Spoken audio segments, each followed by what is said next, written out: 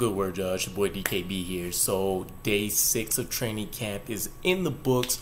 Wednesday was pretty exciting overall. We had the Aaron Rodgers restructure contract, which ended up being great for the New York Jets, over $35 million in savings from his original contract value. And then on the actual training camp practice field itself, we've seen a very impressive performance by Zach Wilson out of all of the quarterbacks. For one, overall, still a pretty rough day for this offense. Aaron Rodgers capped it off himself, saying that he's felt like the offense has taken incremental steps every single practice. This is the first day where it's felt like the offense is taking a step back, and this is more so from the standpoint of the offensive line. Maybe it's the chemistry, maybe it's the multiple players being out, maybe it's those working themselves back from some of these season-ending injuries that they've had in the past. But we still don't have our full roster on the offensive line, right? Dwayne Brown's on PUP. Mekhi Becton, which we'll chat about, couldn't practice fully today. And then obviously we're rolling with Billy Turner, and then Max Mitchell is the next guys up. Carter Warren, I heard, getting some practice reps in as well. So, we'll kind of see what ultimately happens. But it definitely feels like, with some of the comments I heard from Aaron Rodgers as well as Robert Sala, and just the way things seem to be trending and going, it definitely feels like whenever Dwayne Brown returns, he's going to cement himself as the left tackle. I thought for sure that Mekhi Becton will maybe be able to capitalize on Dwayne Brown's absence, but if you can't practice to prove things, that doesn't help you out. So let's go ahead and dive into some of it. Mekhi Becton, will start there. Surgically repaired knee. Seems like it was acting up again. So the good news is that he was able to practice some. He was on a pitch count. He just didn't get to fully practice throughout the entire day. And Robert Sala, paraphrasing here, essentially said they're still trying to work Mekhi Becton up to be able to complete a full game. So even though we've seen him drop an enormous amount of weight, even though he looks physically as well as he will, and from what I understand, still hasn't played on the right side, it's a little bit concerning to hear that he's had some issues with that surgically repaired knee. But we might just be looking at a fragile man here, a tank in a glass case, if you will, I guess. For as physically imposing and overwhelming as he can be, it just kind of seems like, I don't know, he can't last more than a half of football for whatever reason before things start falling apart, from shoulder injuries, the knees, just the legs in general. I think he has some groin stuff at one point, or at least some kind of soft tissue injury, and so we'll see. It's still early in training camp. There's still time for him to definitely kind of stack some days together, just in terms of being able to complete a full practice before anything, major becomes of this. But I would definitely say look at Mekhi Becton as probably the primary swing tackle, and if we get anything beyond that, then that'll be great. But I think Max Mitchell actually has a strong chance of being able to lock up that right tackle role. So we'll see, but something to be aware of. John Franklin Myers also ended up leaving early. Robert Sala said essentially there's just some growing tightness there. They don't really expect to have JFM back on the field until Sunday. So we'll see him out of practice for a couple of days. Alan Lazard was also out with some muscle tightness, kind of same situation. We'll kind of see practice by practice what happens with him, but I would probably imagine he comes back when JFM does. There's no reason to rush some of these starters that's definitely going to be locked in.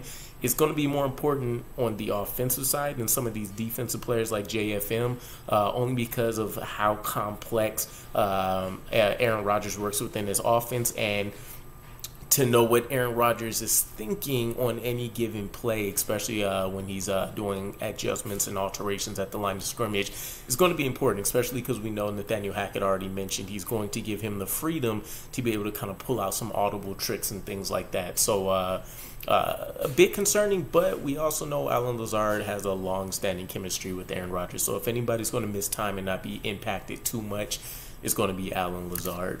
Otherwise, it was the Zach Wilson show today, as I mentioned earlier. So he was sharp in 7-on-7s, was able to throw a 65-yard touchdown bomb to our newcomer wide receiver Alex Erickson.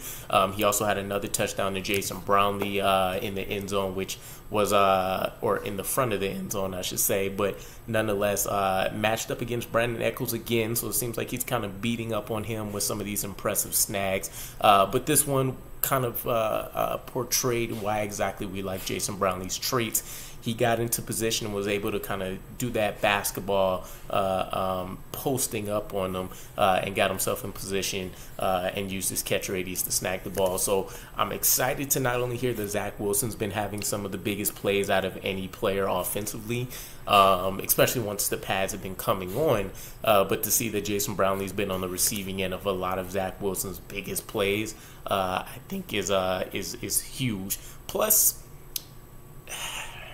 it also just kind of makes me think, and obviously we're talking about training camp practice, so it's not games or anything like that, but you have to imagine how helpful a guy with Jason Brownlee's catch radius maybe would have been during these first 2 trying years of Zach Wilson's career, but, you know, just mental fodder, I guess, to, you know, chew on. Nonetheless, though, Jermaine Johnson, one of our favorite players from the last draft class heading into this season in terms of taking a huge jump, he's been sneaking in some first-team reps, especially when you have guys like JFM that are coming out.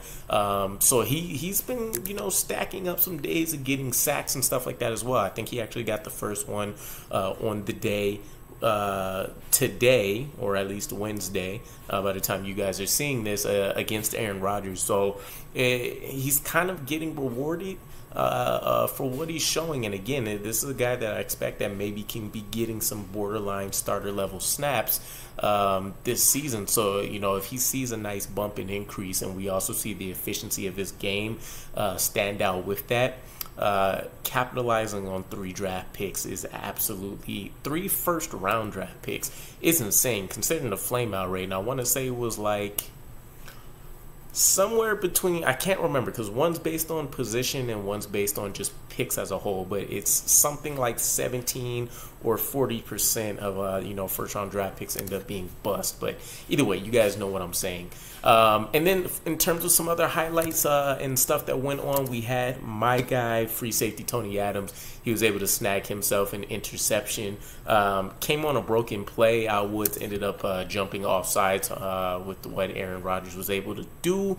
But nonetheless, still impressive. His ability to go out there and work as a center fielder has definitely been on display lately. And it seems like he's making at least 1 to 2 huge plays. And when it comes to the turnover aspect of things, you have to imagine that weighs on his coaching staff's mind more than anything else, especially since a lot of people as a whole think even if you take a little bit more of a back step in terms of the yardage and the points scored, the more opportunities you give to this defense, the better. So being able to go out there and have a guy like Tony Adams that not only is an effective last line of defense, but he can cause some turnovers for you as well, is a critical thing for this defense this year. And then we had the rookie linebacker Zaire Barnes.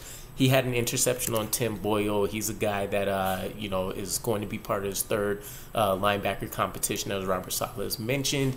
Probably on the outside looking in, but seeing that he's making some plays early on in camp is definitely an encouraging sign for him. But I'd imagine he'll probably fall into the background of a lot of our thoughts. And then if he's ever called upon during this season to play decent amount of snaps, let's just say 10 to 15 on the defense, I think you see him make maybe a wild play or two every time we get a chance to see him. He just kind of seems like one of those guys that finds his way to the ball. But that's the highlights for today, guys. It's been a really fun, interesting day overall. But let me know what your guys' thoughts are, and I'll catch you again.